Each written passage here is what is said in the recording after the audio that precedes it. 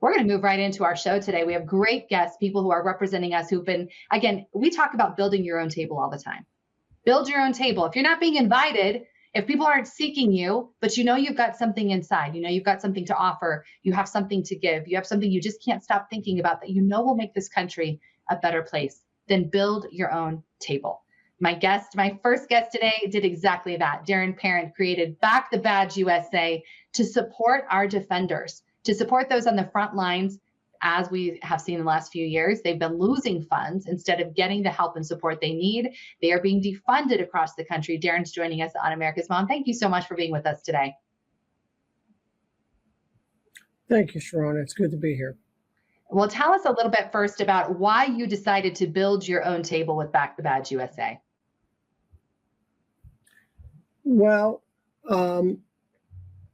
we learned that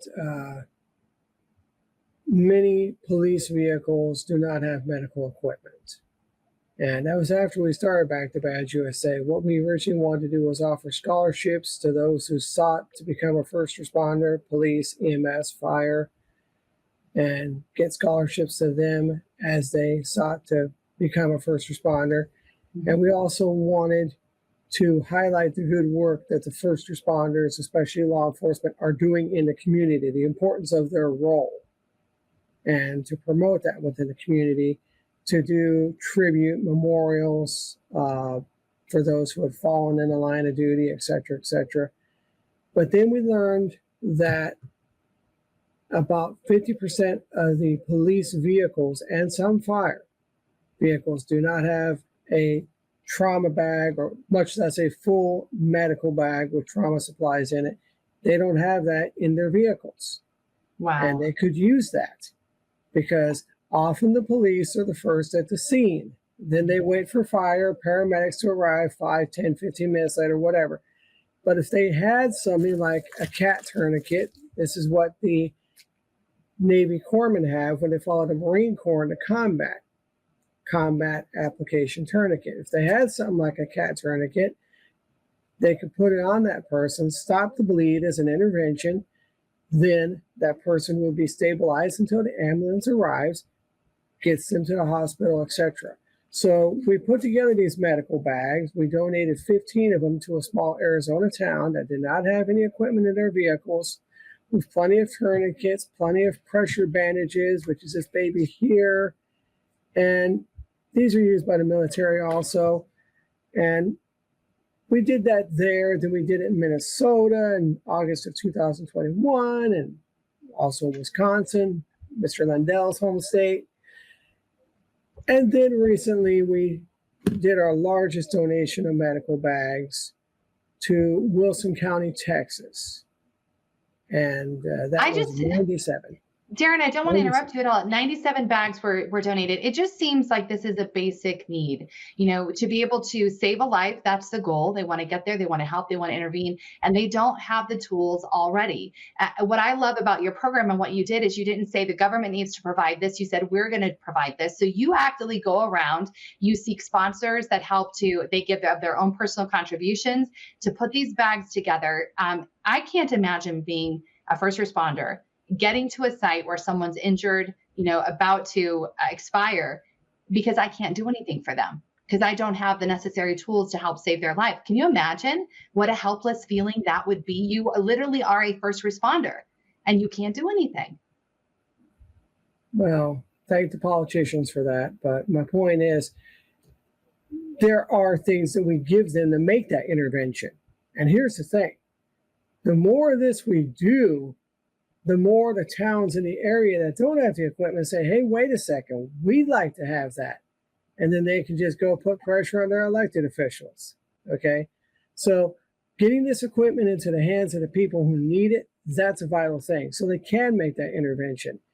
And when I was in Texas for the donation, all kinds of people came up to me and told me stories, et cetera, et cetera. Yeah, that is a helpless feeling.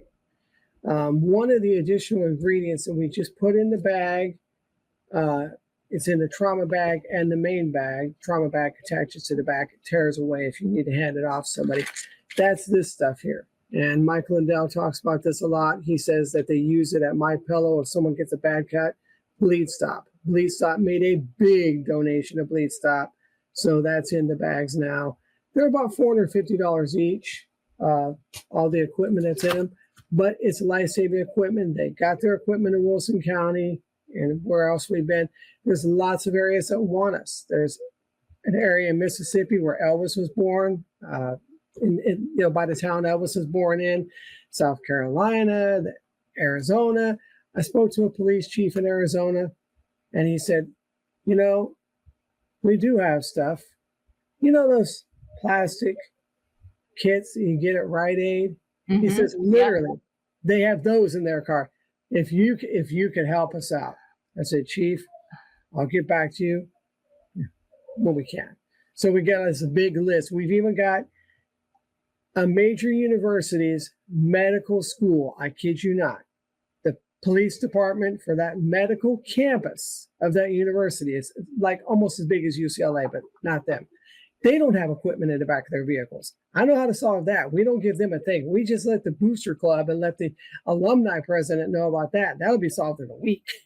Yeah, absolutely. It is really interesting. We're just really not prepared for the basic necessities to help save a life. I find that just so interesting. And the fact that you decided to do this, why did you decide to make this your mission personally? Well, it could be my niece, Courtney, that's on the side of the road bleeding. It could be my nephew, Ryan, that's on the side of the road bleeding. It affects all of us. If it affects one of us, it can affect any one of us, period. So it saves lives, and that's the important thing. And you discussed a little bit of that earlier about saving lives. And that's the important thing. If they have the equipment, they can make that intervention and possibly save that person. When we were in Wilson County, one of the most impactful things was for the chief of the school district. They have 7 campuses. He's the chief of the resource officers in that district. For me to explain to him, hey, Chief, we would love to have done another bag with the tearaway bag that goes in the resource officer's office. We can only do one, unfortunately, budget. You might want to tear one of those and put it in the resource office in case the car is parked on the other side of campus. And me and him were talking for a minute. Just knowing that equipment is there on that school grounds in case something happens, whatever. Mm-hmm. Knowing that it's there, that it can save a life or many lives, that is all the reward we need. That is what keeps us going. And we want to continue doing this as in many places as we can. There's small rural areas that need this because they're 20 minutes away from an ER. Somerton, where we did our first donation in Arizona, they're 20 miles away from the nearest hospital, which is Yuma. So those areas that are further out, and it's on our site, badgeusa.com, the sheriff of Wilson County, and a couple other real quick 30-second videos talking about how this is really important in the more rural areas. Absolutely. I couldn't agree more. And, honestly, with the uptick in violence that we've seen in generally just, I hate to even say it, I never want to give voice to these things and give power to that, but we have seen a lot of violent situations where there was no care and death came because of bleed out. Literally, that was the cause of death. So it didn't have to happen. Darrin, Parrent, Back the Badge USA, thank you for everything you're doing. And go check them out, guys. Go take a look and see if this is something you need in your backyard. And let's take care of those first responders. Darrin, thank you for being with us. Thank you, Sherronna, and Godspeed.